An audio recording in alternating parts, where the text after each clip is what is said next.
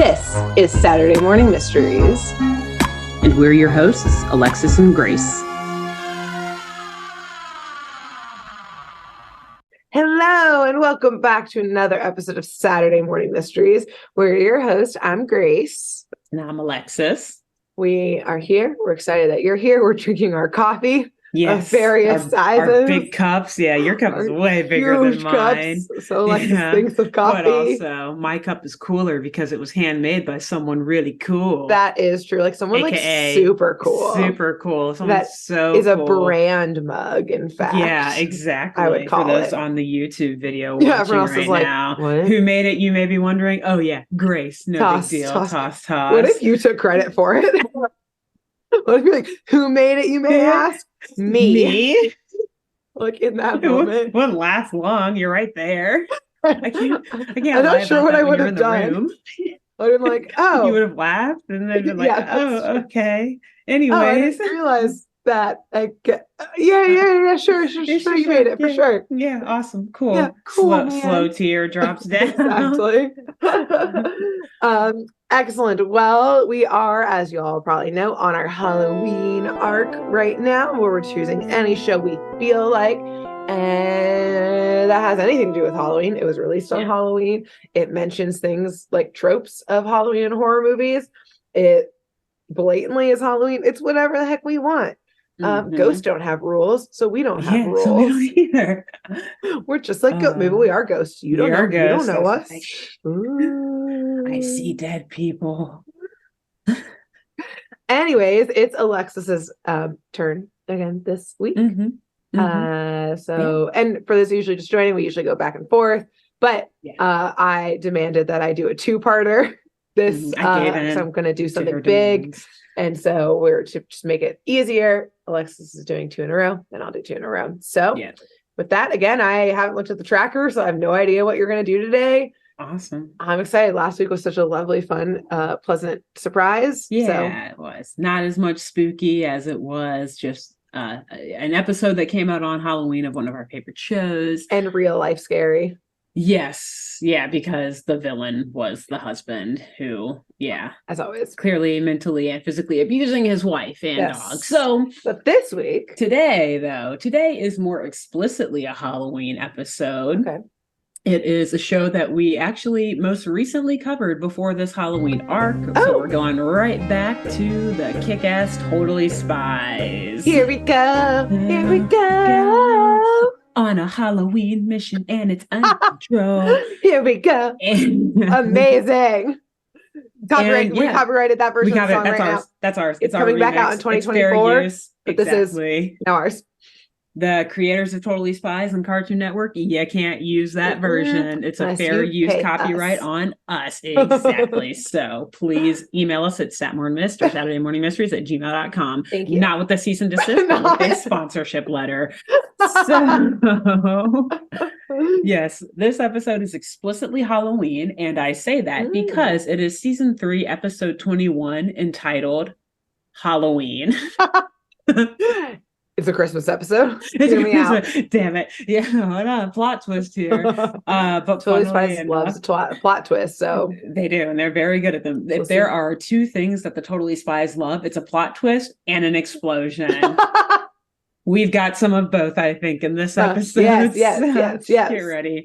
But it's funny because, my last episode I did it literally came out on Halloween and didn't really have Halloween themes, other than being courage and being like naturally creepy and spooky and weird. This one, on the other hand, is called Halloween and came out on May 9th, 2005. So this is a Memorial Day episode. Day, actually, or like Arbor Day or something. I don't know. I think that's in like late April or early May. I forget. So, wow, iconic that they don't give a fuck. No fucks given. They're like, it's always Halloween in the Totally Spies world. Okay, every day is a scary day and spooky. Facts.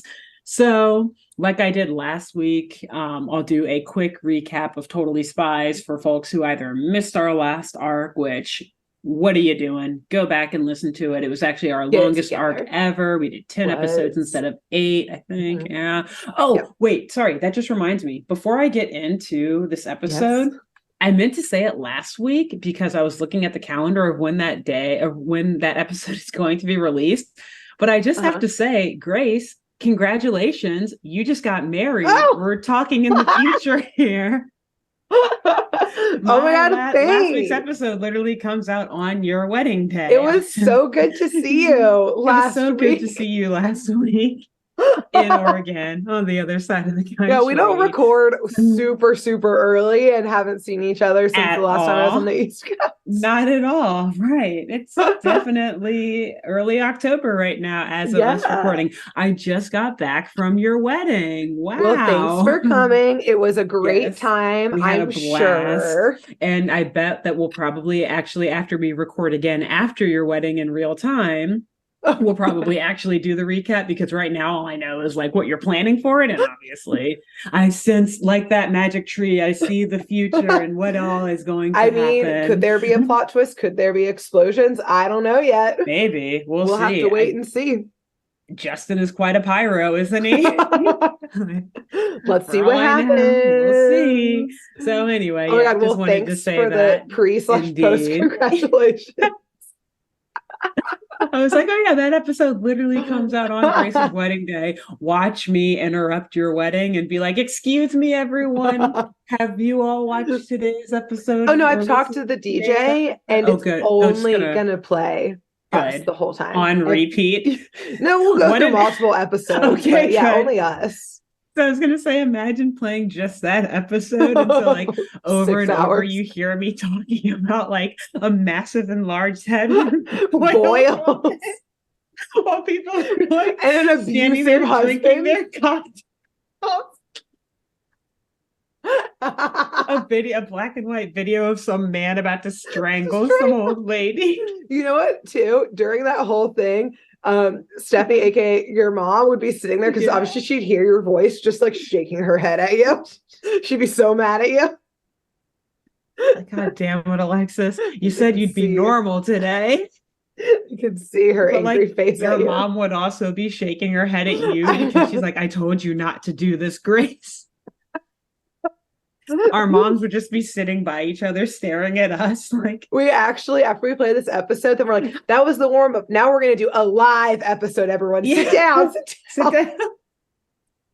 Justin's like, no, Justin would be with us. He's our science expert. Him and Lenny. We'll be there. We'll have a whole gang together. Yes. Exactly. Yeah. Wow. Well, I'm sure if y'all check out our Instagram, I'm sure there will be photos of Alexis and I from the wedding. Yes. Because whenever we're together, we have to post photos of it because we live on opposite sides of the country. So check those out. Satmore and Mist Instagram. Great side plug. Yes, exactly. Give us a follow. Yeah, we'll give the full recap probably in like a Christmas episode. Yeah, right at that point. Yeah. Yeah. So we're very far ahead, or next year. I don't know. We'll see. Eventually, one day you'll get a verbal recount of what is to come in the wedding, the wedding of the future that I am predicting right now. Yes. Wedding of the future that we're predicting, but by the time this episode comes out, we've already done. Yeah, well, it's already happened. It's all it's a mess again. Saturday morning mysteries. Here we go. So here we go. Oh man, this episode is about to be long because that's the other thing. The script is very long. I don't know what's going on in this episode of Totally Spies, but for whatever reason, my script is like 8 pages long. So bear with me. You're good. I got my coffee. Still, I'm ready. I'm awake now. Yes, gotcha. Here we go. Quick recap of Totally Spies. I can't even say here we go anymore because we're just gonna like bust into song. So quick recap of Totally Spies for folks who missed our last arc or for whatever reason again have never heard of this show. Get it together. What is wrong with you in your life? Figure your shit out. Trash. Totally Spies. It's a show about 3 teenage best friends who live in Beverly Hills, California. Sam, Alex, and Clover.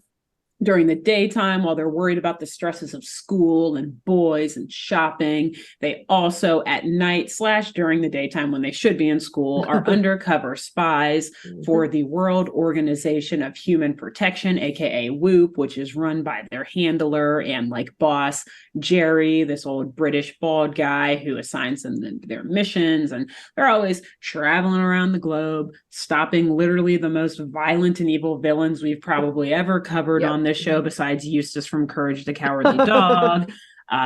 defeating these villains in their plots to overtake the world, destroy the world, et cetera, and, you know, trying to intermingle their lives as teenage Beverly Hills rich girls with their lives as spies. So, but again, doing all of this undercover. So that's the backdrop. And in today's episode, Halloween episode, we begin in, of course, Beverly Hills, California, in the newest gated community in town called Vista Verde Estates. Okay. And so we see the residents of this new gated community eagerly preparing for tonight's Halloween festivities. They're putting up decorations. Folks are out going for their AM run in anticipation of all the candy or alcohol that's about to be consumed at their evening parties. And they're all, you know, watering their lawns and kind of primping and prepping all the grounds and everything to impress all of the other neighbors who stop by for trick-or-treating. But as one woman is out watering her yard, we see the water running off down the sidewalk and into a sewer grate. And in the sewer, we see the water, you know, running through the sewer lines, whatever, just starting to bubble and turn a vibrant green. And green, like steam and air bubbles, start to come out of this bubbling sewer water. So first of all, maybe this community is not as glamorous as it seems. It was actually built on a radioactive dump site. Yes. Is this Nowheresville? Nowheresville, Beverly Hills. Yeah. Is this Courage? Those chemicals just flowed right on over into Beverly Hills. Yep. And these people got duped by buying these expensive ass mansions that are actually on a super fun site. Wouldn't be the first time in America. Exactly. Especially in LA. So we then go to good old Beverly Hills High School, where we see our heroes, aka anti-heroes, the Spies, Sam, Alex, and Clover at school. They're all in costume and they're excited for the school's Halloween party that night. And so all of the students all say actually in the school are in costume, and we see like decorations all over the place, and, you know, everyone's super excited and getting ready for this party. And let me just run through their costumes really quickly, because these are their fits for pretty much the entire episode. Okay, I'm ready. Alex is dressed as a banana. She's got a banana suit on. I was gonna like try to guess them, but I'm not going to now. I would have never guessed that. Ever. You could probably guess Clover's, I would bet, if you want to guess. I'm sure she's like some like pop star princess. She's a princess, yes. Okay, so she's in like a blue ball gown with the gold crown. And then, I mean, if you want to try to guess Sam's, but it's also pretty obscure. I feel like Sam's is going to be like some like either like literary reference or like an archaeologist. In a way, I guess you could say it's a literary reference. She's an elf. Oh, I guess maybe does she read Tolkien? Maybe, I don't know. Hell yeah, baby. All right, I'm into it. For her, she's pretty much just wearing her green cat suit, like her spy suit, with like green gloves and green boots, and then she just has like green elf ears over top of it. So like, good for her, I guess, for saving some money on her costume. Maybe. But like, girl, you have the money to make a cool ass costume. I know, you're rich as shit. Like, go get a real elf costume, you know? But yeah, she's an elf of sorts. Okay, fine. Yeah, but cool.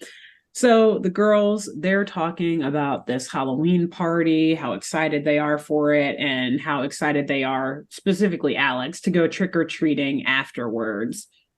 When the first scary incident of the episode happens, the evilest person of them all, Mandy, their arch nemesis, approaches them and instantly makes fun of their cheap costumes. What is she wearing? So she is dressed like a mummy Cleopatra type of thing. Like she's got on the Cleopatra type of like necklace and crown or headpiece, whatever, but also has like mummy wrapping around the rest of her, like it's her all arms real and gold, her legs. Probably. Yes, she's going on and on about how her costume was made by an actual famous designer and how it's like so expensive and the girls can never afford something like that. Which, like, look at Sam's outfit. Yeah, maybe. Exactly. Yeah. You're not wrong. Or Yeah, Sam. Sorry, Sam. But to be fair, Clover's outfit is probably also something she just had in her closet, and she just like bought like a $5 crown from like Party City or something to complement it. And then Alex's, like, it looks like Alex's mom, if they have parents who love them, again, Beverly Hills, literally Alex's looks like nanny. she stitched her nanny, exactly, stitched together this banana costume. To be fair, yeah, Mandy might be right here. So at this point, Sam leans in and says that, like, well, for Mandy's super designer expensive costume, it seems to be falling apart a little bit because, like I said, she's got like the mummy wraps and stuff on her. Exactly. It's supposed to be, but Sam is like playing dumb, perhaps we'll say, because she like tugs on some of the wrapping paper that's whatever that's hanging loose and like pulls it, and it unravels like the entire costume and like sends Mandy like spinning and she like falls over. That's fine. It is funny. It's like, good job, Sam. And even though it doesn't really seem like anyone else at school saw this, even though they're like in a hallway filled with other students, or like no one gives a fuck, like everyone's talking and like living their lives, even though like this was a totally like fly by night, no one at all sees this type of event, Mandy swears revenge on the girls and then like runs away. She's like, oh my God, I'm totally gonna get you back for that. Oh no. Okay. Yeah. So the girls, though, they brush it off. They're laughing, like high-fiving Sam, like, awesome job. Good one. Good job putting Mandy in her place. And then Clover's phone rings because apparently her mom, who has called her the first time we probably ever see any sort of interaction. Yeah, apparently their parents do. Well, let me finish here. Okay. Mom calls her and has volunteered her to babysit tonight for a boy named Chucky Vanderfleet. Chucky. Just Halloween episode. Halloween. Here we go. Our first Halloween, like scary. Damn it. Stop. Don't say that anymore. It's taking up time, but it's such a good song. So yes, this boy named Chucky, clearly a play on Child's Play, the movies, where, whatever. Great movies. Love them. Yep. Anyway, yes, Chucky, the doll. The son, this kid, though, he is the son of a Mrs. Vanderfleet who happens to be a good friend of Clover's mom. So at first I'm like, oh, wow, Clover's mom is calling her. How cool. Like, they do care. And I was like, oh, no, she's volunteering her to, like, on the one night that no kid wants to do anything to babysit. Not be able to go to a party or trick or treat. Yep. So after some begging and stretching of the truth, Clover convinces Sam and Alex to help her babysit that night. She's like, don't worry, like, he's totally a great kid. He's super well behaved. His name's Chucky. And I swear to God, he's totally not a brat whatsoever. And we'll like have a party of our own. And then promise you, as soon as we're done babysitting him, the three of us will go trick-or-treating together afterwards. Like, maybe we'll miss the school party, but we'll have fun, the three of us. We're besties. And then I promise we'll still get some trick-or-treating. I would go with her. Okay, yeah, I know. Like, if I hated everyone at my school and it was just like me and my two besties, I'd be like, okay, yeah, this will be more fun anyway, kind of, and maybe we'll get paid. Yep. So just after Clover convinces Alex and Sam to, come with her to do this, a coffin prop in the school opens up. Wasn't even a prop in the school. The girls in. Whoop is everywhere. True. It sucks the girls into this coffin and takes them straight to, you guessed it, Jerry's office at Whoop HQ. And so the girls get there and they're like getting themselves together. They're obviously always disheveled when they're sucked into some portal into his office. But they learn very quickly that there actually is no mission for the girls today. And instead, Jerry just actually wants to wish them a happy Halloween, give them some candy to get their evening started. And he also wants some feedback on costume choices that he's kind of thinking through, because turns out he's going to his first Halloween party tonight. I'm like, oh, first of all, though, I know it's really cute, but also like, Jerry, you're pretty old. That's like sad. It's cute because it's like, oh, these are kind of like his daughters and he's getting feedback, but also like sad because he's never been to a Halloween party or a costume party. I like to think that it's because he's like a master spy his entire life, that anytime he's gone to a costume party, it's been like on a mission and undercover. Mm-hmm. And so for the first time, he's like, I don't have a persona that I have to. Exactly. I'm not sure what persona I'm supposed to be taking on this evening. Yeah, what should I do? There's no mission on the docket for tonight, girl. Right. So I actually can go to this party. But at the same time, I'm like, but wait, our last 3 episodes of our Totally Spies arc, in which we were like, Jerry doesn't call them to anywhere for nothing. What is this, Jerry? So we don't have to talk about it now. Mm-hmm. I'm noting my suspicion, and we can continue. There. Yes, as per usual, put a pin in that. Be suspicious. Yeah, be suspicious. Be suspicious. Yes. But yes, and like you said, it's funny that Jerry's like, oh my God, I can be myself. Like, who am I? What should I wear for this? Because the Halloween costumes that he's wearing, it's very on brand for that exact sort of mindset that Jerry's in, that you speculate. He's wearing, like, as a callback to your Grey Zone episode, like Elizabethan garb. Like Shakespearean. Yeah. Like a white wig with like the frilly collar and like tights and like the whole 9 yards, Jerry. Like the buttoned up whatever old petticoat. And the girls are just like laughing at him like, oh my God, Jerry, like, adorable, but no, like, you're supposed to dress as something scary, not like that. And so anyway, after he tries on a few fits for them, he gives them some like old timey candy, like totally like what you would find at your great. Yeah, exactly. I think he gives Clover like candy corn or something, and Sam bubble gum, and he gives Alex, I don't even think he gives her candy. It's like a plastic wand. It's like more of a treat or like a toy rather than like a piece of candy, like a wand with a little star on it, whatever. So he gives them those, and then he sends them on their way to go do whatever the fuck they're doing tonight, which is, of course, babysitting. So soon after leaving his office, they arrive at Vista Verde Estates, which happens to be where the Vanderfleets live. Yes, Chucky and his mother. So they go straight to the Vanderfleet house, and very creepily and concerningly, after they walk in and like introduce themselves to Mrs. Vanderfleet, we then see Mandy fucking staked out. Like I said before, this is a gated community, like high walls and shit. She's like scaled up these walls and is like peeking over the walls with binoculars. She's got like a thermos of coffee, this like wide brim hat to like conceal her identity, like a full-on stakeout mode. I thought you were gonna be like, Mandy is his older sister. I was gonna be like, wow. No, she's fucking stalking the girls. Horror movie, Halloween episode. Movie.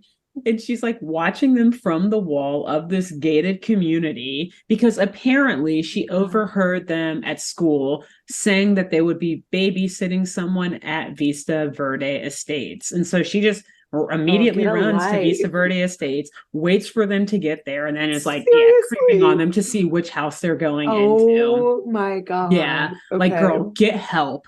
Get help. As you alluded to in a previous episode, maybe she's in love with Clover. Just tell Clover how you feel about her and then get some help. We think Clover might feel the same way. Maybe. It's okay. I don't know. They really hate each other. Hate to love, enemies to lovers. It's a very small difference between the two emotions. I don't know. But either way, whether Clover reciprocates it or not, Mandy needs help. Because this is very red flag-ish. This is glaring red flags. Yes. Yes. So after she jumps down from the wall and sees the girl go in the house, she jumps down from the wall and is like, nobody humiliates me and gets away with it.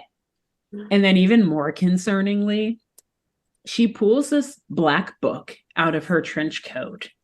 I don't know where the fuck she got this book from. She flips it open and she starts reading like a like a series of curses or like chants or something, like or having a seance to summon the ghosts of Beverly Hills, classically on what is this full moon Halloween night. Yep. On a radioactive dumping ground, most likely, exactly. Or something cool. So mutant ghosts. Mutant ghosts. Like I said, I do not know where she got this book from. Yes, maybe she already is a witch, or like her mom Mandy's is like a medium or something. Yeah, exactly. Wow. But I immediately, when I was watching this, like thought of The Craft. Light as a feather, stiff as a board. Light as a feather, stiff as a board. Well, also like Mandy's like fits usually do give a little bit of The Craft because it's like dark purples. Yeah, she's got her black hair. It's like preppy goth kind we of. We are the weirdos. We are the weirdos, Mister.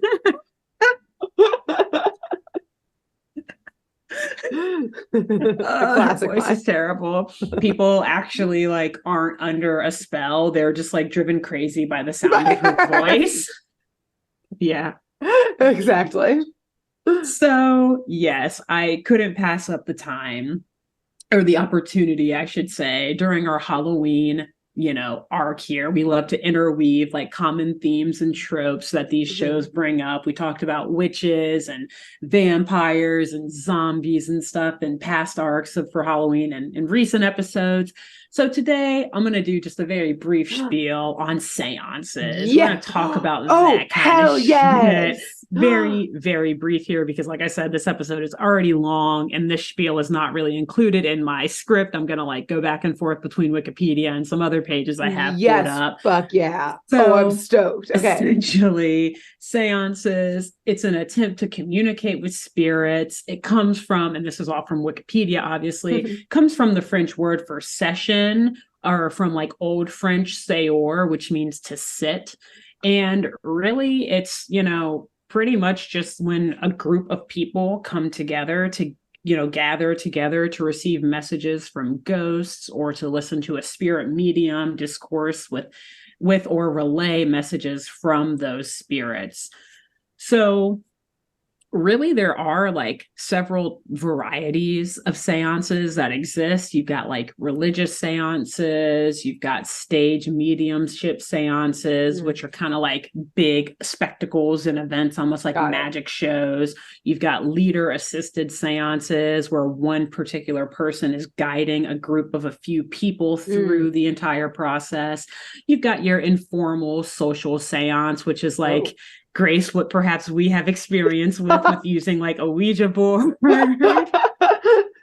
Who, us? No. Are we the ghosts? Have we ever done this? No. What are you talking about? What? No. And then you've got your spiritual seance, which is really just like held so that all participants can speak with various personalities in the spirit world, and it's held like in a seating manner in a circle. So I guess like technically that could kind of be a Ouija seance as well, but it's a little bit more informal. I do like to think the difference is like the formal is like you're in like chairs and like a table versus like ours is definitely like on the floor in the like basement with the Ouija board.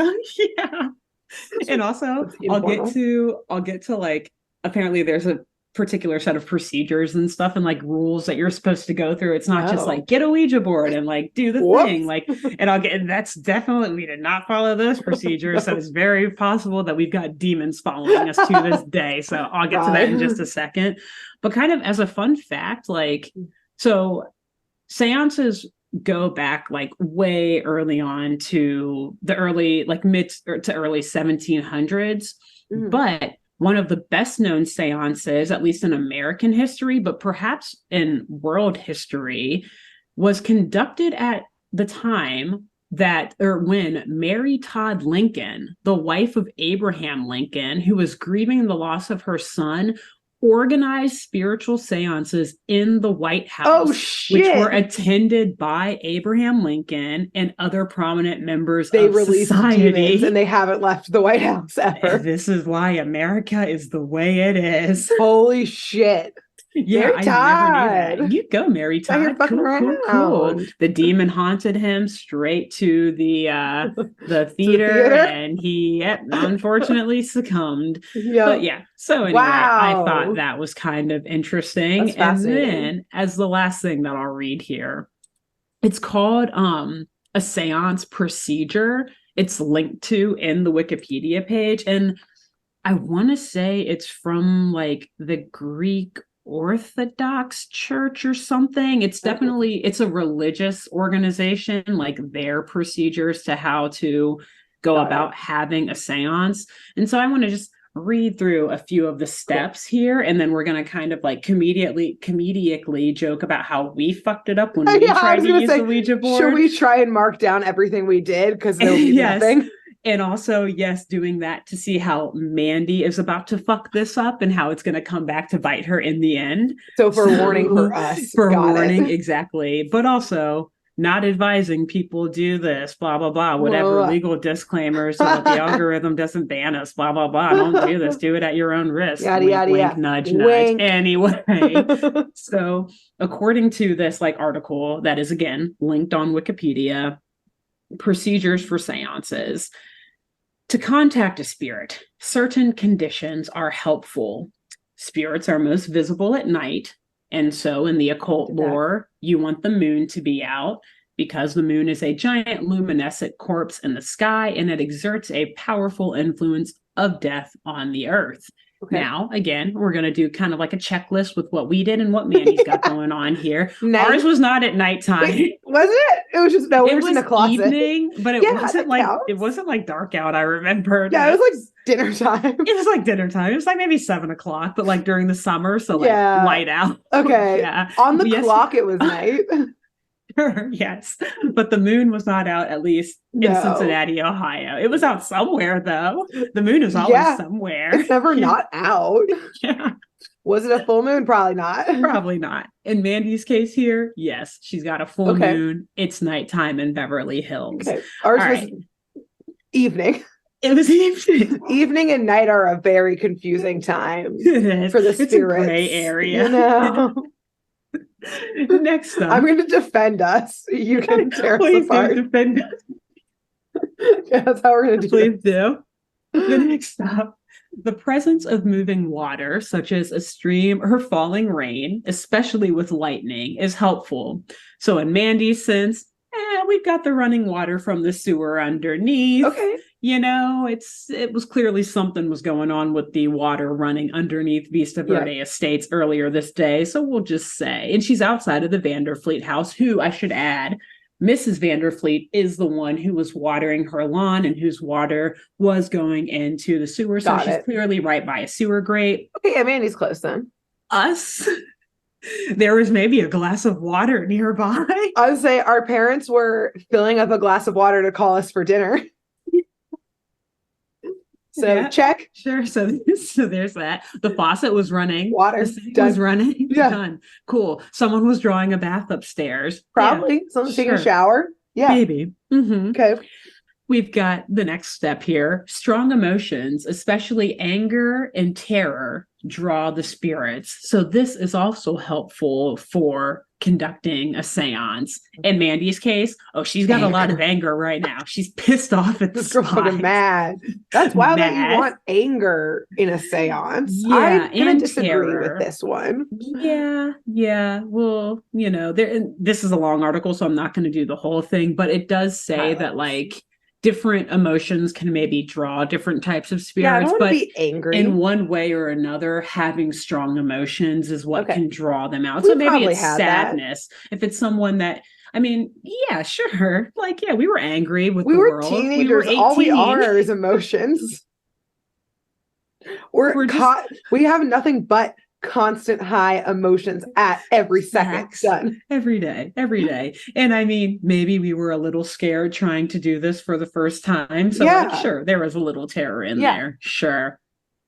This is where Mandy kind of messes up the procedures though. And I think where we did too. A drop of fresh blood also draws spirits. Oh. And I will say, and this is pretty vivid, but whatever, we're all adults here. It also says, in contrast, menstrual blood draws demons. Oh no, I was about to defend us by being like, I'm sure one of us was on our period. Exactly. But this goes why to your we're probably theory. haunted by demons. Oh no. It's almost like it attracts bears. In this case, it attracted demons. Oh God. Okay. And then I think the last one, or no, one of the last couple here, I've got a few more. The presence of spiritually sensitive people, especially women and children, also helps open the portal to the other world. In this case, I guess we were women, we were 18, but we're kind of children too, whatever. We at least had the mentality of kids when we were doing this. Yeah. And then, I should also say, Mandy has no blood going on here, at least to my knowledge. Well, demons. Her period. Here we go. Here comes some Here we go. Here we go. Fighting demons in the hills, and it's out of control. Pew pew. So, yes, women and children, though, check. We've got that with us and with Mandy here. It helps to open portals to the other world. Sweet. Another thing it says is during the seance, only the designated medium should speak because he or she will lead the procedure. We were definitely all like talking over each other and shit. And in Mandy's case, she's the only one there, so I guess she is the designated medium. Okay. So that's kind of a loophole for her that kind of maybe messes things up. Yeah, this is the one I can't defend for us. I can't even pretend like we had our shit together for that. Yeah, no, exactly. We are currently talking over each other, so we definitely weren't doing so it definitely happened then. And this is the one that definitely, I know for a fact, we did not respect this rule whatsoever. The last rule: remain serious and respectful. Do not laugh. And that's how you call demons. Isn't that like all of the conjurings is like, or paranormal activities is like, don't make fun of it's the not demons. Supposed to be a joke. Exactly. Like this is a serious thing because it says like, according to legend, the dead cannot laugh with joy and therefore levity offends them. So demons for sure. Whoopsies. Like, yikes. No way we weren't not laughing during this, and no way that we were taking this seriously whatsoever. Or respecting. I vividly remember the whole group of us like laughing and joking as we were trying this. Yeah, this very did much not go well. Being respectful. Yes. So demons for sure. Okay. Anyway, the very last thing here is that it says to focus your attention on the bowl of oil. You're also supposed to put a bowl of oil out and the blood. Absolutely didn't have that. And the blood. I don't know, maybe we had some like table chips or something we were snacking on. Those are kind of oily sometimes. They're greasy. Yeah. All right, I'm giving that one to us. I'm bringing it back. We got that one. We're back on the table. We're back in the game. We're back on track here. All right. So these are kind of like the basic procedures and kind of like the steps that one must take when seriously trying to conjure the spirits and contact the spirits. Right. So, and I will also add lastly here that Mandy, although she's serious, she doesn't respect shit. She's kind of like, she's playing it fast and loose while reading these spells out. She's saying like, these stupid demons, why won't they listen to me? Blah, blah, blah. And she clearly doesn't have a bowl of oil and blood to focus on. And she is doing this. So yes, Mandy, she's reading from this little black book of spells / seance procedures. And when it appears that the spirits and or zombies or ghouls, whatever, are not rising from their graves as she's asked them to, she throws her thermos of coffee into the sewer out of anger and says, first of all, bad for the environment, whatever, and a waste of good coffee. And she's like, I guess if you want something done, you've got to do it yourself. And she storms off. Alluding that like, okay, I can't conjure these spirits to scare the girl, so I'll just go and scare them on my own. Okay. But as the drips of her coffee make their way down the sewer, we then see, similarly to before, the sewer water bubbling even more rapidly and more green steam shooting out of these bubbles. But this time, like I said, the bubbling, it's more active and it actually starts to cause the ground to tremor and shake. So like maybe she wasn't actually drinking coffee, she was drinking blood, and it is now interacted with the water below. Yeah, she's conjuring a demon right now. Yeah. This is or the Conjuring like, cut her lip on the thermos and there was some blood on her thermos and it interacted with the water. And now we've got the requisite drop of blood that will make this whole seance actually work. Demon. Yes. Okay. So cool. Meanwhile, we see back in the Vanderfleet home, we see the Spies talking with Mrs. Vanderfleet briefly before she heads out for the night. And hilariously, I want to say, as she walks out to her car, she like says bye to the girls, closes the door, and walks out to her car. And before she even like opens the car door and gets in, she just like pauses, takes a deep breath, like, finally, 4 hours away from that little brat. Like talking about her own fucking son. Like, that's so funny. Like you just know she's about to go get fucking toasted at a dinner party with a bunch of wine moms. With Clover's mom. Yes. She's Ubering back tonight. Oh yeah, for sure. She's gonna leave the car there, no doubt. If she's even coming back tonight. Yeah, right.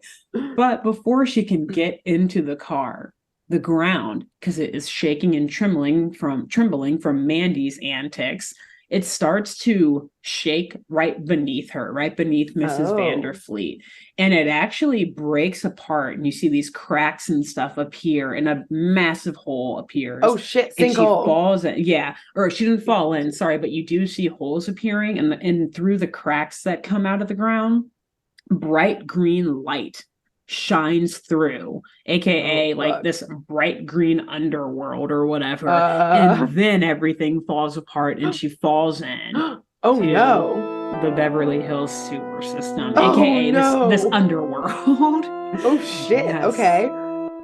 And inside the house, the girls, they're looking for Chucky and they're like, where is he even? God. Is this going to be easier to do than we thought? Like, is the kid even here? We've lost the kid. I guess we're done. Yes. Bye, Chucky. TV time. Yes. So as they're looking for him, the phone starts to ring. Oh, no. And Clover, who is like technically the one in charge here, she answers it.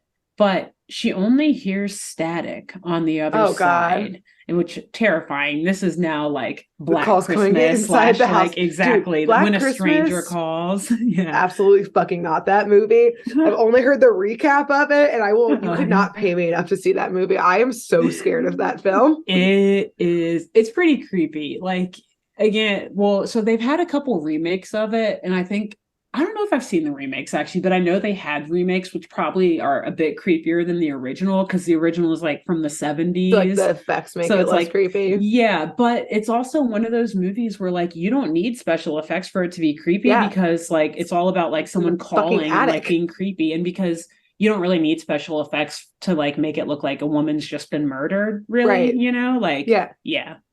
So it is, even the 70s one is pretty creepy. Really good movie. If you ever are brave enough to watch it, you should. I won't be. It's pretty. I will not be. Heard the recap, and I said, absolutely not. I'm done. That's it. That's more than enough. That's too much. Never answering a phone again.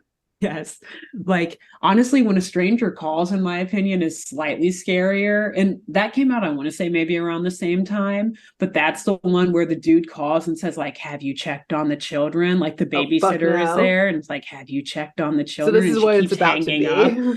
Yeah, pretty much. But thankfully, it's just static. And so Clover is like, ew, gross, and hangs up. And their phones don't work. Poor. Ew. Right? Like putting the phone down with like two fingers, like ew, like washes her. Yeah. Are they even gonna pay us tonight?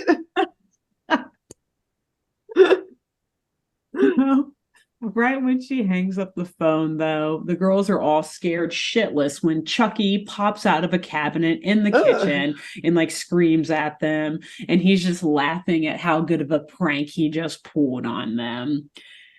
And Chucky, he's dressed up as a pirate, I guess, for what it's worth. he tells the girls that he's ready to go trick-or-treating. And Alex is like, oh, fuck yeah, let's do it. Trick-or-treating. Yeah, let's go. Like pestering Sam and Clover with Chucky at this point. So the four of them, they go out, they head out to get their candy fix. But oddly, as they're like going up and down the streets in the neighborhood, they notice that no one else is out trick-or-treating, let alone even opening up their doors or home, to hand out candy. Neighborhood. Yeah, like poor. They can't afford. These poors. They can't even afford candy. Not Clover's even like holding up her dress as she walks so it doesn't drag on the poor ground. It's like, ew. Yeah, gross. Again, though, hilarious because this is like a gated community. Yeah. Yeah. These people can't even hand out candy. Oh, yuck. I want to go home. It's a nightmare. And as they continue to make their way from house to house, eventually all of the street lights shut off, as do the lights inside of all the houses. Nope. Like, these people can't even pay their electric bells. So this is supposed to be the purge. Yeah. It's a little bit of everything we've got. Yeah, there's here. A lot of nods here that I love. And then, even creepier, right after all these lights go out, a cloud appears overhead and starts swirling. And we then see green lightning and we hear thunder start filling the night sky or the night air. And then Chucky's eyes light up and he tells the girl, not literally, I should say, like he gets excitement in his eyes. Oh, okay. He's possessed. He gets excited. His face lights up, I should say. And he tells the girls that the legend of Vista Verde Estates must be true. Ooh. And according to Chucky, legend has it that the estates were built classically on an ancient, evil, scary place with a gateway for zombies and ghosts. Oh shit, that's a nice twist. Yeah, right? Now we're getting into like it sort of shit. Yeah, like exactly. Having the gateway. Like we were in the sewer earlier. Exactly.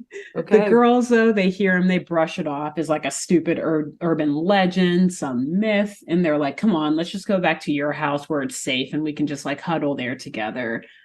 But as they walk up to their house, Chucky swears that he can see a shadow of someone moving through the house as he's like looking in his front window. No. Sam and Clover, they don't believe him. They're like, oh, get out of here, Chucky. You're just playing another prank on us. But Alex is like, oh shit, no. Like she doesn't say it, but she's frozen because you see that she also sees the shadowy figure. And so her and Chucky is Black Christmas. It is. And when a stranger cuts all of them. God. It's all of the scariest, creepiest, conceptually creepy horror movies to ever exist going on right now. And so her and Chucky are like hesitant to go back in, but like they're like, okay, well, Sam, Clover, you guys go first. And then they like slowly follow in after them. But nonetheless, or I should say, actually even creepier, once they head inside, the phone instantly starts ringing again, which scares the living daylights out of all of them. Yeah. Clover, again, being the one in charge, she answers, but all she can still hear is static on the other line. Mm. And so she hangs up again.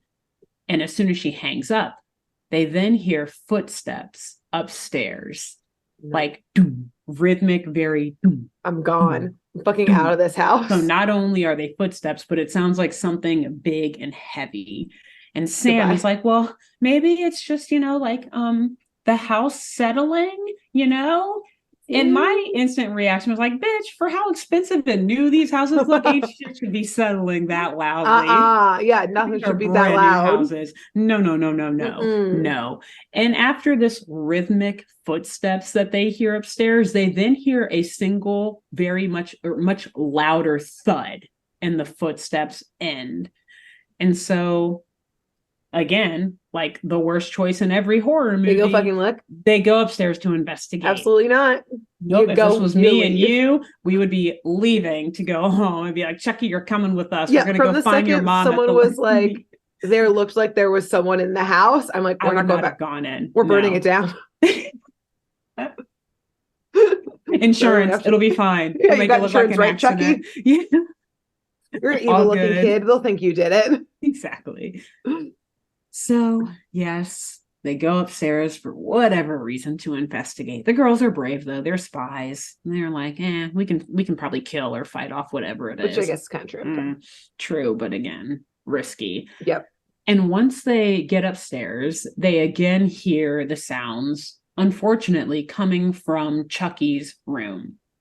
And this time, I mean, they're pretty sure it's not Chucky because he's with them. So if this is a prank, it's pretty elaborate. Yeah. And so now that they hear that the sounds are coming from there, you can feel kind of the anxiety raising in all of the girls. Like, with a little less certainty in her voice, Sam is like, it's maybe just like an open window or something. Because yes, open windows do tend to loudly walk around and knock things over. Yeah. Opening and closing. Yeah, very rhythmically and like around the room and not in one place. Like, yeah, windows walk. Yeah, right. Sure, Sam. Right? AKA people who come in through open windows do that. Yeah, sure. Cool. So great. They slowly open the door to Chucky's room, and they are immediately face to face with this white cloaked figure. Like, scary. It looks like someone in a ghost costume, honestly. Like, like a Charlie Brown ghost costume type of thing, but it's like very tall. You're still a figure in a room. Exactly. Who the fuck are you? Yeah, it could be who is any this? outfit. I don't give a fuck. Yeah. Why are you here? And goodbye. Goodbye. Yeah. You're like yelling that as you're running away. Who are you? Why are you here? So yeah, they run back downstairs to try to open the back door and make a break for it. But they then hear something even more terrifying. Mandy's laugh. You losers are totally lame, she says to them, Mandy, as she pulls off. No, from downstairs. She runs down. Yeah, she followed them. So she pulls off the white cloak and walks toward them. Like, yes, all of these noises and the scary cloaked figure were actually Mandy. Who, let me say, this bitch broke into someone's home. I was going to say, I was like, still a B&E. Still a B&E. Still very concerning. Yes. Still recommending that she seeks help. Yes, and that Clover takes problems. A restraining order out at this point. At this point, right now. Clover, if there is any sort of reciprocated feelings here, get rid of them. Red flag. This girl is crazy. Yeah, you know what? I do take back that they was reciprocated. This is like the stalker who's going to murder the celebrity situation. Yes, exactly. It's not a feeling. It's a terrifying situation. It's a terrifying, yes, exactly. So she tells the girls, Mandy tells the girls, and Chucky, I guess, that she can't wait to tell everyone at school that the girls are afraid of sheets and whatnot hanging from the ceiling, which, like, when I hear her say this, I'm like, I do not believe this is the flex that she thinks it is. Like, girl, you followed these three on Halloween night. You had nothing better to do than follow these three. Exactly. You had a stakeout by yourself. Yeah. Broke into someone's home and terrorized the girls and this poor little boy that you've never met before. You traumatized a child. Please seek help. Like, this is not the flex you think it is. No, people in school are not going to be like, oh my God, how cool are you, Mandy? They're going to be like, oh my God, Mandy, please get help. They're going to be like wearing a wire for the cops because Chucky's mom is trying to press charges for this B&E and threatening her child. And like assault and like, intentional infliction of emotional distress. Like so much going on here. Will you say that louder into my lapel as you confess to this crime? What was that again? Yeah, okay, Mandy. Not smart. Yeah, Clover tries to play it off like, oh, we knew it was you the whole time. Like, those lame, cheap phone calls totally gave it away. And terrifyingly. Oh, no. Mandy didn't do Mandy's like, wait, what phone calls? And the phone rings again. This bitch, no. This bitch, God damn it. Clover, again being in charge, answers. And she starts to lay into this person like, look, I don't know who this is calling, but you need to stop. It's a little Scream situation here. Yeah, it's like, again, Scream, Black Christmas. Yeah. When a Stranger Calls, the scariest of the scariest situations, especially for like teenage women who are home alone and or babysitting, right? When she's laying into this person, though, she gets cut off.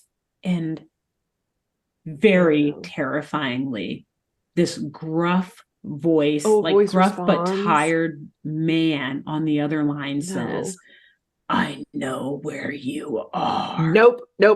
We're getting into one car and leaving. Come on, Mandy. We'll even bring you. We'll even take you, goddammit. And actually very funny, though, because at this point, the episode is getting very scary. So the writers have to throw in some comic relief. Clover's like, is that you, Todd? Chaz? Jason? Oh, no. Any one of the boys I've been flirting with lately? Like, I definitely told her I was tonight, so you could come over when the kid goes to sleep. Right? Yeah. Oh, no. Fuck no. And then at this point, Mandy cuts in and she's like, well, my work here is done. I've scared you, so I'm going to this rad Halloween rave party that I'm supposed to go to. Crawls over the wall again. Shimmies out, grabs her binoculars. Bye. But she unfortunately doesn't make it that far. She turns around to leave, but she lets out a loud scream because she looks out of the window in the house behind her and sees dozens, literally dozens of gray-skinned zombies approaching the house. You should have left when you could. And they are all just piling out mindlessly from the deep pit that appeared in the Vanderfleet's backyard, the one that Mrs. Vanderfleet got sucked into, with the green light coming out of it, that connects the sewer, the underground sewage system, to the surface level. Do they all like slightly smell like coffee from Mandy's spell? And Mandy's like, my party is waiting for me. I gotta go. They're all like wired from the caffeine. Oh my God, caffeinated zombies. Terrifying, actually. No. Those would be like the fucking World War Z zombies that can like run and climb up walls. Yeah. Okay. Fuck no. Mandy then frantically is repeating over like, oh my God, it worked. It worked. It worked. And then she just faints like right there in the Vanderfleet's living room. Just roll her out. Yes. Here, this is what you want, right? This is what you want. She's the one that summoned you guys. Yes, your leader. Yes. Now, unfortunately, though, at this point, the girls don't know that Mandy was reading these spells and doing this seance and stuff. So they're just like, what the fuck do you mean it worked? And they just kind of like prop her up on the sofa. She probably is heavily concussed, by the way. She fell hard. Like her knees just, legs gave out and boom.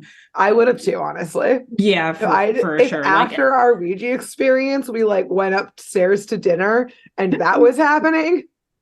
Boom. Like 5-6 teenage girls just fainted. 4. And gone. Yeah. Like, well, this sucks. We're not fighting. So Chucky at this point is like, oh my God, the legend of Vista Verde Estates must have come true. But Clover, for whatever reason, is still not believing him. And it's like, Chucky, no, that's just a stupid urban legend. Like these zombies, which her explanation is that these zombies must just be Mandy's stupid friends and that she fake fainted to scare them. You think she has that many friends? Thank you. 2 things I want to point out. One, like I said before, Mandy went down hard. Like she is probably concussed. So she is either, she's either very committed to the prank or she legitimately knocked herself out. Like this doesn't seem like part of the prank. And 2, like you said before, not only does she not have that many friends, I don't think she really has any friends. Yeah. Every now and again, we see Mandy with like 2 other girls. Yeah. Exactly. Who are like just laughing at the shitty stuff she does to the girls. But like they're at a Halloween party. They have better shit to do. They're not that good of friends. Yeah. Like they're not so good of friends with Mandy that they're going to skip the Halloween rave and like partying and trick-or-treating to go do whatever the fuck this is with her. So like even Clover kind of says this with like some nervousness in her voice. Like, yeah, those are just her friends, right? But then the girls start to realize that this definitely may be more than a prank when the zombies start to literally break the windows and are pounding on the doors of the house to try to get in there. Nope. So then Sam and like Alex are like blocking the doors and windows with furniture to try to buy them some time. They're like, well, these zombies definitely seem real. So like block these doors and windows while we figure out what the fuck we can do. Yeah. And Sam at this point, she pulls out her compact little, their little compact computer thingies. First, she just like analyzes the transmission frequencies from the phone calls that they were getting because she figures that they have something to do with all of this. Again, she's got like Sherlock Holmes level of deductive reasoning. Yep. I don't know. I mean, the calls have been weird. Yeah. They have been. So there's probably some connection. And so according to her compact, they say, or the analysis says that the calls came from a frequency of 666 gigahertz, which apparently means that if the zombies were the ones making the calls, that gigahertz frequency means that they were coming from another dimension, is what she says. So not only do we have calls coming from inside the house, whatever, creepy calls. They're calls from hell. They're zombie calls from hell. They're zombie calls from hell from another dimension. Oh my God. It's just all the worst of the worst. It's the worst of everything here. Sam regrets looking this up. Yeah, she's like, damn it, why did I do that? Regular old zombies would have been so much better. Yeah, but now they're cross-dimensional zombies. Okay. Yes. And Chucky says that this is just like something that happened in a comic book of his. So he runs off with Alex to grab the book from his room and show it to the girl so that they can think of a plan. And Clover, at this point, she's increasingly panicked. So she then pulls out her compact and decides to call Jerry for help. Right. And when they call him, they get his little holographic message or whatever, like it pops up from their compact. And I will just add, he has now changed into a different costume. I guess he wasn't feeling the like Shakespearean, like Elizabethan fit.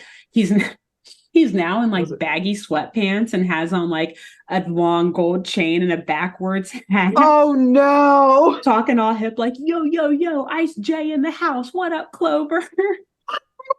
With the British. Yo. Ice J in the house. What up, Clover? Oh no, Jerry. And they like, the girls don't even pay any attention to his costume change. They're like, oh my God, he looks so stupid. But Jerry, this is very serious. Like, we're being attacked by zombies/ghouls from another dimension. Yes.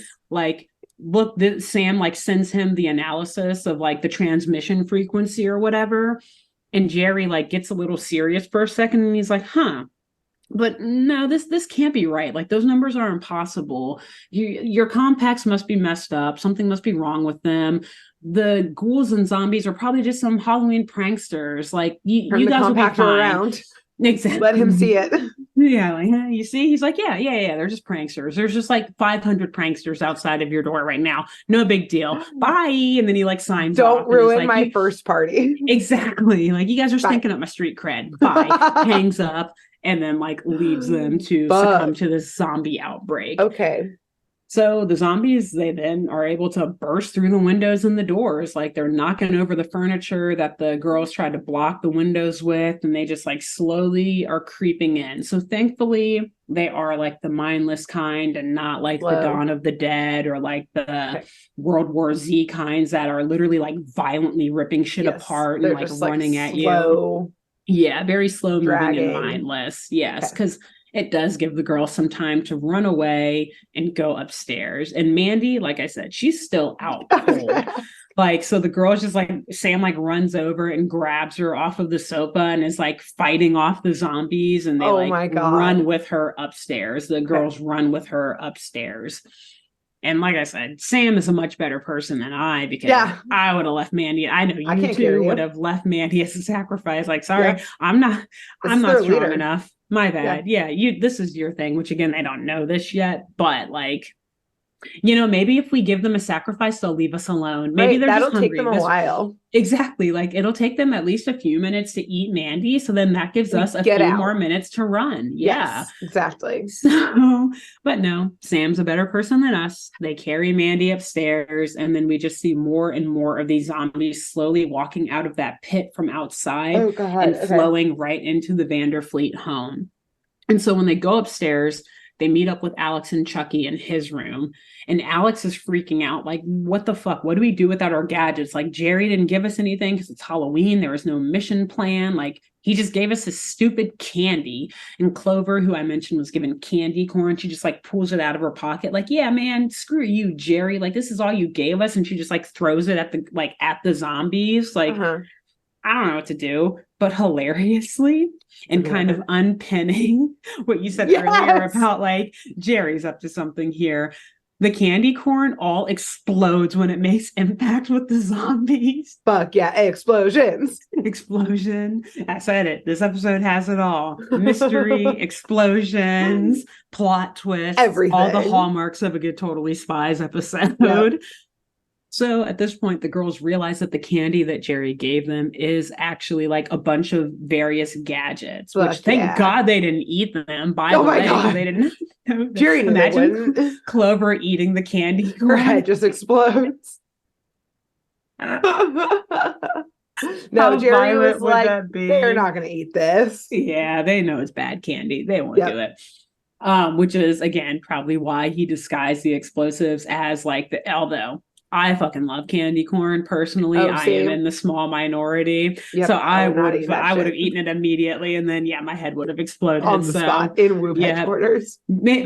Not even maybe Jerry's done his recon though. So like I would like to think that if I was a spy, he would give me something I don't like. Yes. That's why he would give me like Alex almond joys or something. Yeah. Because he was like, Alex is gonna eat any candy I give her. Any candy, right? Yeah.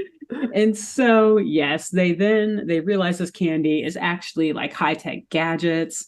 So Alex and Sam are like, okay, well, we won't use ours because we don't want to waste them like you just did, Clover, because Clover literally threw all of her candy corn at them. Oh, okay. At the zombies. Okay, so Clover's out.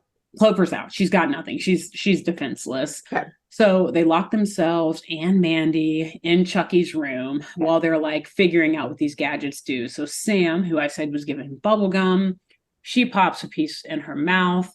And it's like in my What's the Syllabus episode where it's just that ever expanding bubble gum. From our previous arc. Yeah, where it just the more that you chew the gum and then you like blow a bubble, it just keeps growing and growing until it just explodes or whatever. Cool. Great. So she uses that to hold back another group of zombies who have managed to break down Chucky's door. Yeah, they just keep coming from everywhere. The house is teeming with zombies. Yep. And it gives them this explosion from the gum gives them enough space to kind of like fight their way through the rest of them and like make their way out of the house. And so they shimmy down the side of the house from Chucky's balcony. Rich ass kid. Like, Clover's still like poor, like holding her dress as she poor. Ew, your power's out. You can't even pay your electricity bill. I've heard that all of the poor neighborhoods have zombies. Gross. Gross. Ew. Shimmying down. She's like shimmying down with like tissues like on the pipe. Gross. Ew. But it's also hilarious because like the first couple of them, I want to say like Sam and Alex like shimmy down and kind of jump down, and then Clover shimmies down first, and then Sam and Alex are like holding Mandy. I was gonna ask, drop her. Or she's already concussed. Doesn't matter. She won't know. She won't know which injury is from what at this point. It doesn't matter at all. But it's good that they dropped her like this because it like forces her to be like laid out on the ground, such that the book of seance procedures or spells or whatever, it's like hanging out of her pocket. And Sam sees this and she picks it up and she's like is flipping through it. And she's like, first of all, Clover, you need to put a restraining order. She has a lock of your hair in here. Clover, this is one of your fingernails. Clover, we need to leave her behind now. She has sketches of you. Oh my God, here. At home. Polaroids of you at your house. This is creepy. She has your mom's office address listed in here in her work schedule, so she knows when you're home alone. Clover, we're leaving her now. We're leaving her. I'm sorry I brought her with us originally. We're leaving her behind.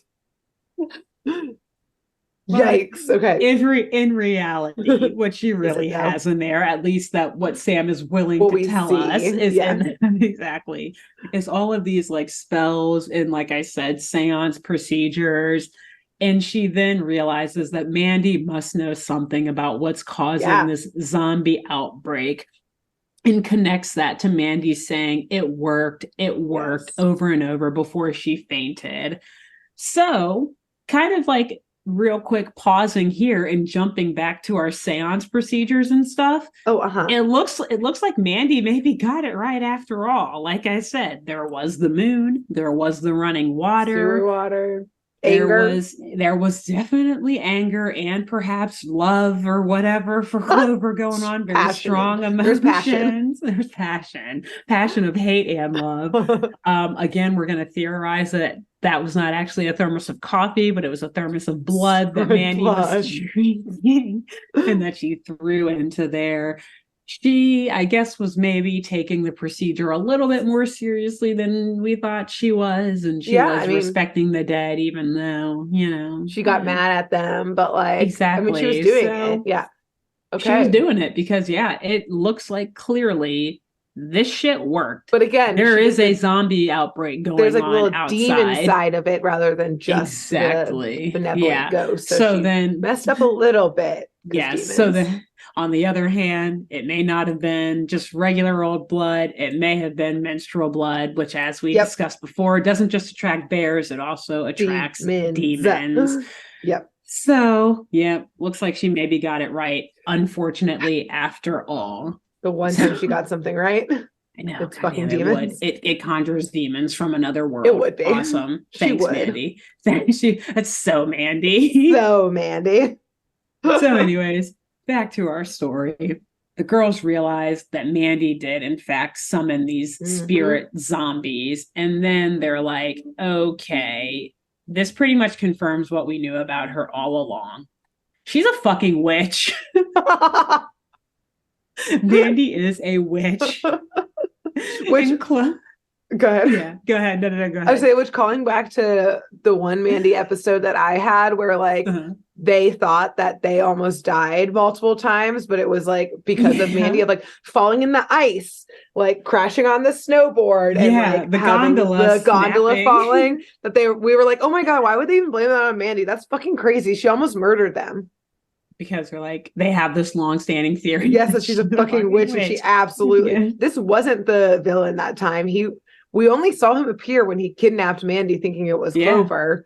Yeah, we didn't see him do the other things. Exactly. So like in reality, he didn't do any of that stuff. Yeah, he was just trying to find them that whole time and couldn't. And Mandy was out there trying to fucking kill him. Kidnap Mandy. Yeah, exactly. Damn, Mandy's a witch. Again, light as a feather, stiff as a board. She's over there. She's lifting those motherfuckers up. Clover's about to like start losing her hair and shit from the spell that Mandy's put on her. Yep. So Clover at this point, she's pissed off at Mandy as per usual, but she's like, okay, like leave Mandy here. She deserves to be mauled and taken by these zombies. I told you, Sam, leave her. Yeah. But Sam again. Something in my throat. Excuse me. Oh God, a witch. Oh no. The demon. It's Mandy. It's finally got her. I think the coffee went down the wrong way. So again, Sam, she's using some reason and some logic here. She's like, no. We've got to keep Mandy with us because she's the only one who can potentially even reverse whatever freaking chaos or havoc she's caused. Yes, unfortunately, that is true. So the zombies, they make their way outside to the girls because like, they're still inside, but also like they're still coming out of that pit in the yard. So like, no matter where the girls go, even though they've shimmied outside of the house, the zombies are going to get them. Okay. So the zombies, they're like totally surrounding these girls. And Chucky, the girls and Chucky. And so they all split up. I think it's like Sam and Alex go like one way in the backyard, and then Chucky, Clover, and I guess the unconscious body of Mandy is dragged off in another direction. Okay. And they're all trying to like run away and fight off these zombies, but like there's just way too many of them. Yeah, they're just like simply outnumbered by these ghouls. So Alex decides like, all right, well, I guess now's probably a better time than ever to figure out what the hell my little wand shit thingy does. True. And so when she waves it around, it turns out to like emit this yellow fog that then covers the entire backyard. And like, even though it kind of blinds the girls, it also obstructs the zombies' sight, whatever kind of sight they have. So it does give the girls a chance to run away. Cool. Or at least Alex and Sam get a chance to run away. Because just after they do, they get a call from Jerry on Alex's compact. And he's like, oh my God, girls, I'm so sorry. I actually analyzed and looked deeper into the numbers that Sam sent and realized that you guys were correct about the ghouls. And then he tells them, like, it turns out that the location of Vista Verde Estates has a very, well, let's say, like, a spirited history. Oh, God. And then he says, legend has it, again, according to Jerry, that the person who frees a rather ill-tempered specter, or, like, spirit, on Halloween night will be rewarded with a gift by that spirit. And then Sam is like, oh, my God, those phone calls we got, those weren't for us. Those were for Mandy. It was the specter trying to call fucking Mandy because she was in the house. So it just traced her to being there. Oh my God. Fucking Mandy. So Jerry's like, yeah, I think you're right. You guys might want to keep an eye on Mandy. Oh my God. So, also, yeah, like this is also tying in our theory from episodes ago during our arc that like Jerry fucks with dimensions. All the time. All the time. He knows. Yeah. He's like, oh, yeah, I opened up my file on this one portal that we've been to before. Or, I mean, this portal I've heard about. Yeah, legend. Legend has the legend it. Of me. The Whoop database has it. That. Yeah. As urban legends there. Not my case file. So Sam is like, okay, let's call Clover because, like I said, they had to split up. So Clover is with Mandy and Chucky, and Sam and Alex are together. And she's like, we got to call Clover so that we can like figure out what the hell, like we got to wake up Mandy to fix this and or leave Mandy behind and save Clover and Chucky because Mandy is the one they want. Yep. But when she calls Clover, unfortunately, Clover's compact appears to be either off or like out of signal or out of reach. The dimension's fucking it up. It's fucking it up. And the yellow fog from Alex's little gadget thing starts to like fade away. And the crowd of zombies, they can now see the girls again. So they start to like slowly like creep back over to them. But they suddenly hear in the background a very loud howl, like off in the distance. And all of the zombies just then stop moving towards Alex and Sam, turn around, and shuffle their way back towards the pit to the sewers. Oh, okay. And Alex and Sam realize that howl must have been the spirit calling the zombies back. And so then they use their compacts to then try to track down Clover because, again, of course, Wood puts trackers in all of their agents. Everything. Yeah. On everything. But when they get a signal on where her tracker is, they see that she is somewhere 50 feet underground. In hell. Cool. In hell. In the hell dimension.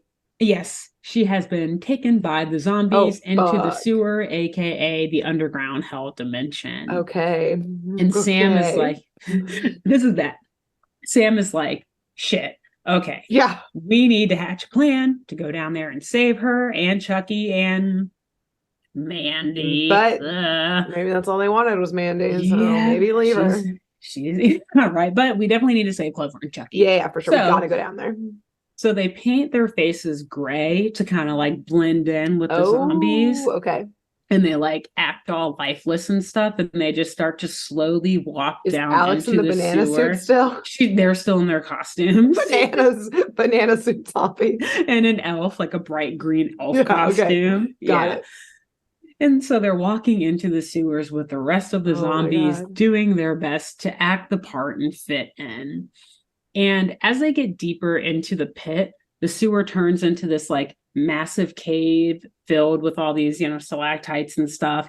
And they see this like multicolored swirling vortex portal hovering over the small cliff in the cave, and this multicolored spiritual entity just like circling around it, evilly laughing. Oh no. And they then see the zombies dragging Clover and Chucky towards this vortex. Okay. And so Chucky's like, oh my God, I'm totally going to tell my mom on you, like, go of me. But then as he says that, he like freezes and looks up and sees his mother is one of the zombified people in this crowd, just blankly staring at him. So the zombies, they like walk him and Clover up to this portal and just like let go of them, and they're instantly sucked in. Oh no. And seconds later they float back out as zombies, like raging zombie ghouls. Yeah. So once Alex sees this, like once they start to put Clover in, Alex sees it and she's unable to stay in character. She's like, no, I can't let my bestie be zombified. Yeah. So she's like, let her go. I know, too late, right? Pretty much. She's like, shot him before the breaks portal. Character, springs into action and starts to whoop some zombie ass. And Sam is like, oh, shit, this was totally working, except not really. Yeah. Catches her breath and then also joins in on the ass whooping. But again, the girls are just simply outnumbered and they're not able to fight through all of these zombies before it's too late and Clover is already turned into one.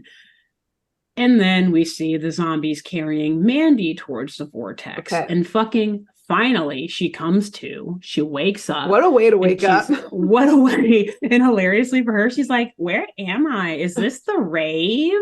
But this time, rather than releasing her directly into the vortex, the zombies kind of hold her there for a second and wait for the summoned spirit to appear. And he does so in supreme dramatic fashion, like bolts of lightning flashing from the vortex, and he swirls out like Genie from Aladdin.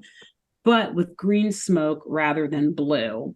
And he too is gray-skinned and has this long white beard and long white hair and green eyes and these long bony fingers and nails and this red cape.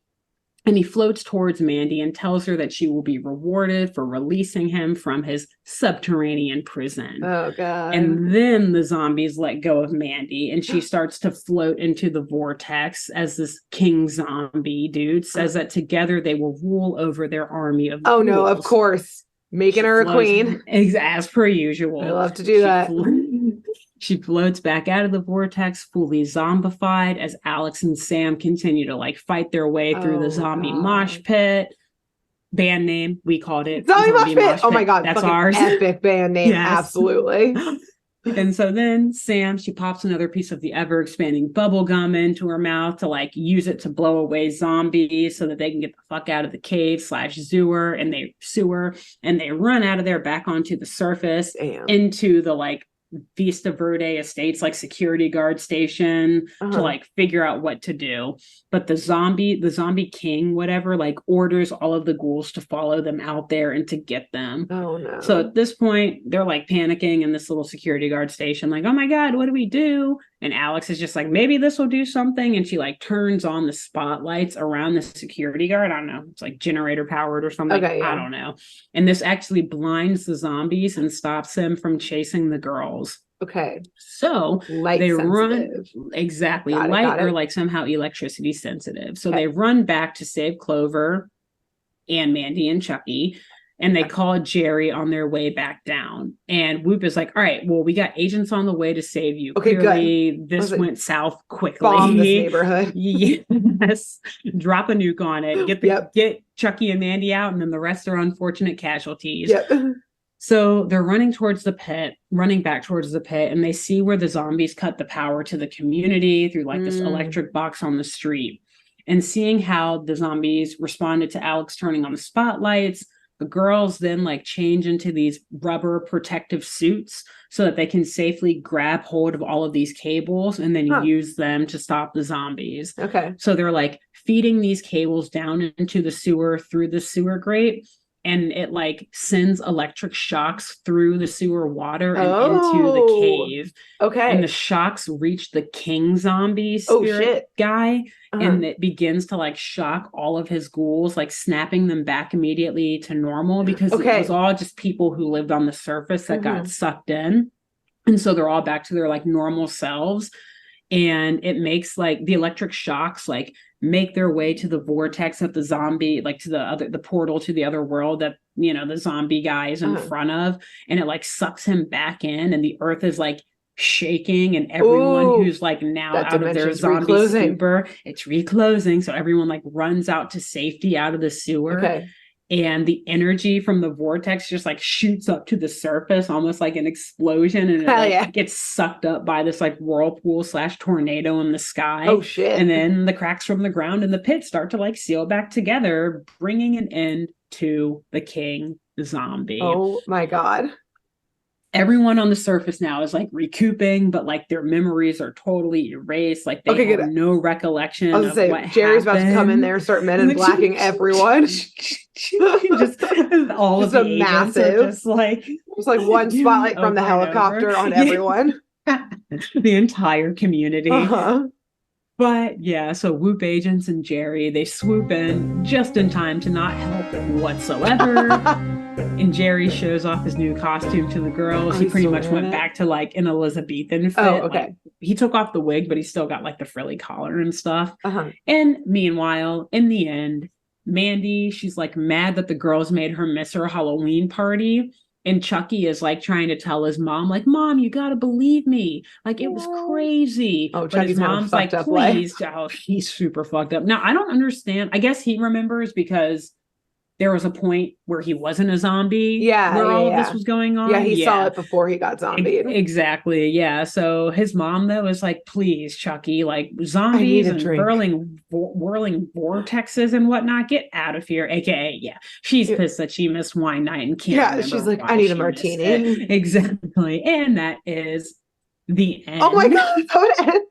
That's how it ends, with poor Chucky being denied, like, by his mother, like, totally gaslit by his mom. This is Chucky's villain origin story, for sure. He's like, I know this happened. I know what I saw. The girls, though, like, can't admit that they're spies, though, so he, like, tries to go over to them and be like, you guys remember? You saw it. Right? And they're like, I don't know what you're talking about, Chucky. We have no idea. Sorry, we watched a scary movie and you fell asleep tonight. Yeah, I think it was a bad dream. See, everything's totally normal. Like, Chucky, you ate too much candy. You ate all of your candy and you don't even remember because like you didn't get any. Sorry, buddy. Oh yeah, definitely Chucky's villain origin story. Yeah.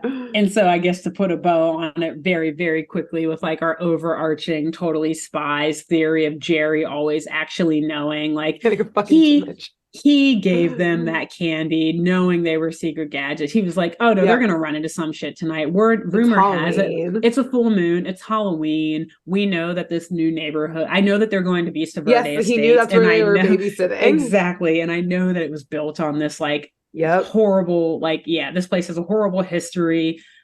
Something's gonna happen. Like, maybe he didn't actually pull the strings on it, but he knew that shit was gonna go down. So he was like, let's give them these gadgets and like be on call to get them whenever they're ready. And also they were taking their sweet time getting there because they were running extra tests because the portal was just so open that they were like, well, it's already open. We might as well, get the coordinates, poke around in it a little bit. Let's see what we can find. Extract some stuff from it. And the girls will figure out how to close it. They'll be fine. We won't let them die. The zombies won't get beyond that. Exactly. We'll just do some quick data collection here and then we'll show up once the girls bust it. Fine. Exactly. Wow. Great job. Thank you. So excited to watch this one because this is the first this is like spooky, spiritual, totally spies thing versus just like an unhinged villain. Exactly. Yeah, in this case, and this random spirit king zombie god who's like, we never get a name for him. He just appears and is like, yes, I have my zombie 666. Queen. We will rule this ghoulish army. Wow. So great job. There you have it. Thank you. A purely Halloween episode from the Totally Spies. Amazing. Next week, we've got Grace. She's going to do 2 episodes in a row now. She's got something very, very special planned. Also very witchy. Very witchy. Yes, good introduction to it. Indeed, a nice little precursor. Yes. So I'm very excited about that to wrap up our last couple of weeks of our Halloween arc. And until then, who should they tell about this podcast? I think you should tell a developer, like a real estate developer. Just because there's like plenty of stories about bad development projects, but you can't hit it home enough that you need to know where you're building if you're gonna build a neighborhood like this. So send it to a real estate developer. Do your research. Make sure it's not on a open pit to hell or spiritually active place to hell. There's gonna be some dumb teenagers like Alexis and I playing with the Ouija board and doing it wrong and opening up the pits to hell and accidentally inviting in demons instead of just like the spirits of our ancestors who we wanted to say hey to. Yeah, we're gonna fuck it up. Oops. And if we're on a spiritually active spot, that's gonna be on you. That the demons came out. So double check, do your homework. And then who else should they tell? You should tell Stephen King. I think he's probably he's on like Twitter or X or whatever the fuck it's called now. Yeah, so for just tell him, because literally this is like all of his movies like personified and and one episode. Did he write a book? It's in this episode. It's in this episode. Most likely. Pet Cemetery. I was just thinking that when I was like, where's a little bit cemetery? Of everything. Zombies, So that works. There you go. Tell him. And because it would be cool for him to even have an inkling of knowing about this podcast. Yeah, exactly. Let him know. To know. So incredible. That's it. Until next week. Yeah. Bye. Bye. Thanks for tuning in to Saturday Morning Mysteries. If you enjoyed this episode, please share, rate, review, leave us a like, and drop a comment. We post episodes every Saturday and bonus tune tangents whenever we feel like it. So please subscribe so you don't miss the shenanigans. And if you want to follow us on YouTube, click the bell under the YouTube subscribe button to receive notifications when new videos are posted. And if you want to subscribe to the podcast, we have no idea what you're listening to us on, so just hit the big subscribe button on whatever app you're using. We believe in you. Give us a follow on Twitter and Instagram at SatmornMist, all the abreves, and let us know if you have any episode or show requests by emailing SaturdayMorningMysteries@gmail.com. Thanks to Jenna Kendall for the logo design and to Ava Sakiki for the music used during this week's episode. See y'all groovy kids next week on Saturday Morning Mysteries.